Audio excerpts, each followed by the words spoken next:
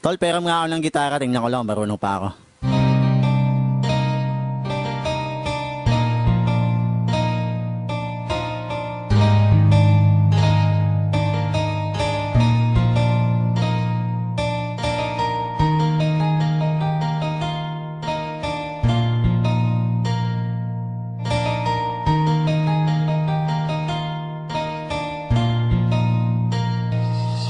Hindi ba simula sa pagkabata tayo'y madalas na naghahabulan, walang pakialam kahit na madulas ka. Ang sabi mong pa nga sa akin noon, kung di ka tanggap na mga taga dito, halika sumama ka sa akin doon sa bakanting lode kung saan madaming bote at ang iyong katabi ay nilalangaw na kamote. Kahit na gano'ng kabaho ang talahiban nating tambayan, nagmistula tong tahanan ng kulitan at tawanan.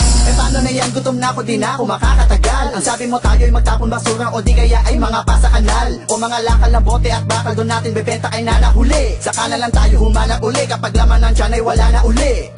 Sa bawat tambayan, iskinita man ang looban, ay di mawawala ang tawanan at kalokohan. Sa mga pagsubok ng buhay ko, di mo ako iniwanan. Okling, isa kang tunay na kaibigan.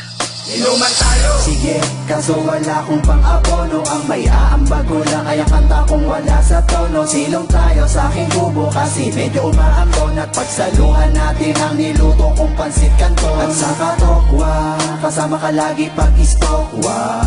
Lagi tayo puyat, alapan natin yung may insomnia.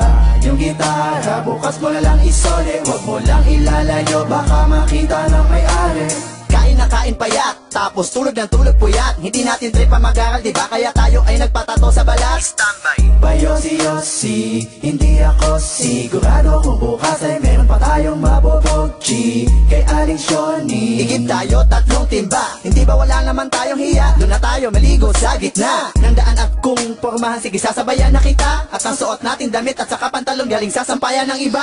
At ngayon tayo'y magbinata, tila lalong lumala ang kasalanan, di na natin namalayan. Nakasanayan sa ating buhay, laging merong kaguluhan. Ang kulungan, nagmistula nating bahay bakasyonan. At paglaya natin, nagtatawanan pa nga tayo. Kasi mga kalbo tayo, para tayong albularyo. At natalo ako sa sugal, pwede pa utang naman, di ka nagdalawang isip at ako'y pinagbigyan. Andito na ang kaibigan ko.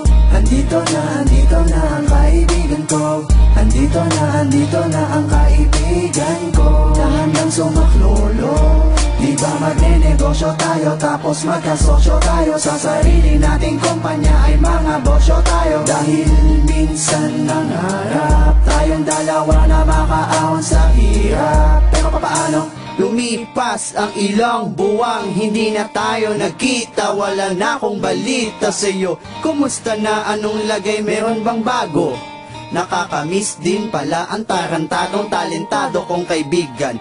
Teka, nag-text siyo, isang masamang balita na ikinasama ng aking loob. At hindi ko napigilan ang pagluha ng mata nang mabasa kong patay ka na pala. Mabilis sa mga kaganapan, di na namin naagapan. May mga usap-usapan na wala ka na.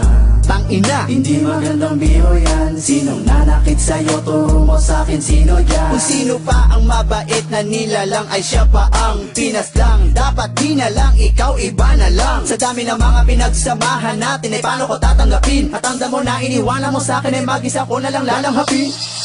Iniwan ako ng kaibigan ko. Iniwan ako ng kaibigan ko. Iniwan ako ng kaibigan ko. Isa sa mga matalit na kaibigan ko. Hindi kita malilimutan, yan ang iyong tandaan. Nandito ka sa aking puso at kung nasaan ka man ay sigurado na hindi ka makayosit makatagay. Kasi nga alam ko naman na sa langit ka nakatambay.